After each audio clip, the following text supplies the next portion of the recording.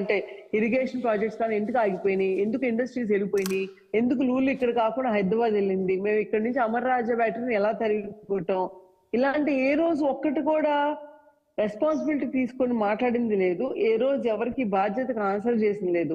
ఆయన వచ్చిన ప్రతిసారి ఆయన పవర్ లో ఉండి కూడా అవతల మీద బొద్దు చల్లటం, ఎక్కడో ఏది జరిగితే ఇప్పుడు కూడా అది చంద్రబాబు నాయుడే కారణం అని చెప్పి చెప్పటం. అంటే ఇంకా అంతకన్నా రెస్పాన్సిబుల్ గా ఆయన వచ్చి మా మీద కమెంట్స్ ఫస్ట్ టైం కాదు, ఇది సెకండ్ టైం కాదు. చిన్నాన్నని ఎవరు చంపారో ఎందుకు చంపారో తెలుసు అనేసి చెప్తూ ఉన్నారు. అది చిన్నాన్ని ఎవరు చంపారు, ఎందుకు చంపారో సిబిఐ చార్జ్ షీట్స్ లో ఉంది, లేకపోతే పోలీస్ కంప్లైంట్ బుక్ లో ఎఫ్ఐఆర్ లో ఉంది. మా దగ్గర లేదు కదా. అప్రూవర్ బయటకు వచ్చి ఏం మాట్లాడాడు, ఎవరి పేరు చెప్పాడో వాళ్ళకి తెలుసు. లేకపోతే ఆ సొంత చెల్లి బాబాయ్ చిన్నాన్న కూతురు బయటకు వచ్చి ఏం మాట్లాడుతుందో తెలుసు. దానికి బాబు గారికో లేకపోతే లోకేష్ కో పవన్ కళ్యాణ్కో సంబంధమే లేదు కదండి.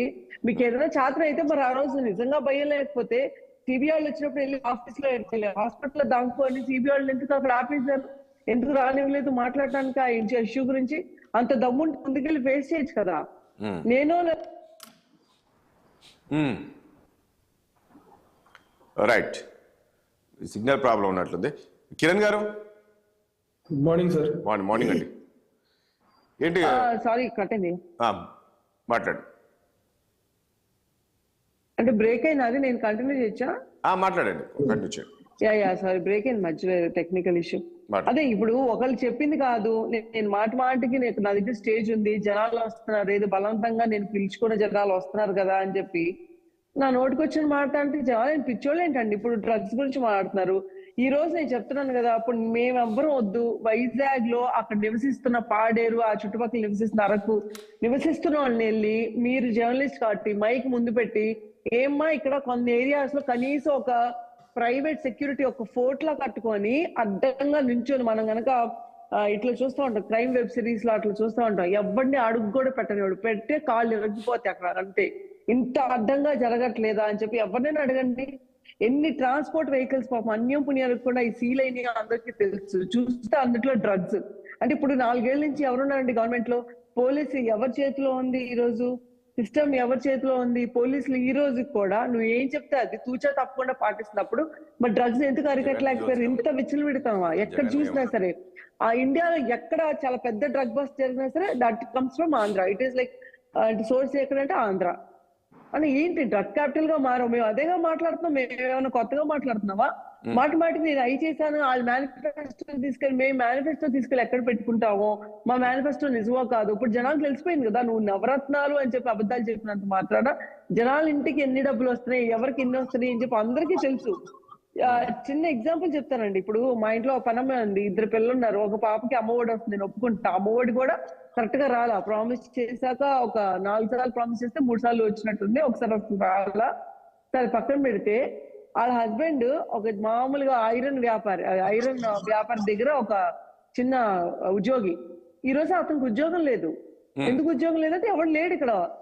వాళ్ళు ఏమంటున్నారు, మాకు కాంట్రాక్టర్స్ గవర్నమెంట్స్ డబ్బులు ఇవ్వట్లేదండి, మేము ఎలా చేస్తామని చెప్పి వాళ్ళు ఇక్కడి నుంచి హైదరాబాద్ వెళ్ళిపోయారు. ఇలాంటి వాళ్ళు ఎంతమంది ఉన్నారు?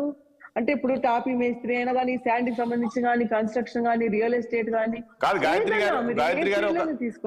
గారు ఇప్పుడు చంద్రబాబుకు ఓటేస్తే పథకాలు ఆగిపోతాయి అంటున్నారు. ఏంటి దీని పరిస్థితి? రేపు మీరు అధికారంలోకి వస్తే ఈ పథకాలన్నీ కంటిన్యూ చేయరా?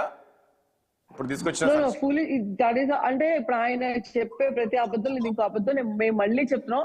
100% పథకాలు ఇప్పుడు మేము ప్రామిస్ చేసి చేయటమే కాకుండా, మేము యాక్చువల్ గా బాబు గారు లాస్ట్ టైం ప్రామిస్ చేసినప్పుడు మేము 5 టర్మ్స్ ఫార్మర్స్ వేవర్ లోన్స్ వేద్దాం అనుకున్నాం, రైతు రుణమాఫీ. సారీ, అదేమైనా 5th టర్మ్ ఆగిపోయింది ఎలక్షన్ కోడ్ రావటం వల్ల. అక్కడ ఆగిపోయిన లోన్ కానీ, లేకపోతే టిట్కో హోమ్స్ కానీ, ఇంకేదైనా ప్రామిస్ చేసి ఏమైనా మిగిలిపోయినా సరే అయ్యి కూడా ఫినిష్ చేసుకొని రేపు జూన్ అయిపోయాక గవర్నమెంట్ ఫామ్ అవుతుంది కాబట్టి జూన్ 1st తారీఖు నుంచి జూన్ ఎప్పుడైతే గవర్నమెంట్ వచ్చిందో అప్పటి నుంచి కూడా ప్రతి పెన్షన్ కూడా 4,000 ఇమీడియట్ ఎఫెక్ట్. అంతేగాని దశల వారుగా అని చెప్పి ఈ రోజు కూడా 3,000 రాకుండా చేయడం కాకుండా ఇమీడియట్ ఎఫెక్ట్ తో పెంచుతాం.